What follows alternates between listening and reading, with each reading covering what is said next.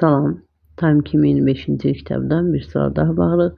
She's always been very supportive of my decisions. O mənim qərarlarımı çox dəstəkləyir. Baxın, has always been. Buradakı apostrof s has-ı hardan bildik? Bindən bildik. Bildik ki, been üçüncü şəxs, feilin üçüncü formasıdır. Have ise gerək feilin üçüncü forması.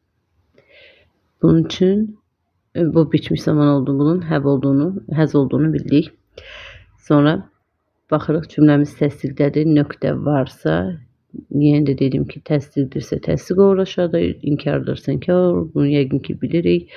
İstəməyə ehtiyac yoxdur. Yenə də hər halda xatırlayaq. Deməli, inkarları sildik. B getdi, C getdi. A, D arasında qaldı. E olmaz. Mike has either yox, hasn't not olmalıydı. Cümlənin düzgün olması için qaldıq A və D arasında. Bu apostrof S'ində have ise feilin ikinci forması olduğunu qeyd etdiyimiz için buradakı to be'ni silirik. Cavabımız səhvdir. So have we. Belə. Əgər sualınız olarsa, qaranlıq qalan bir məqam varsa, hər videomda qeyd edirəm, şərhlərdə yaza bilərsiniz. Bəyəndinizsə like edib abunə olmağı unutmayın. Hələlik.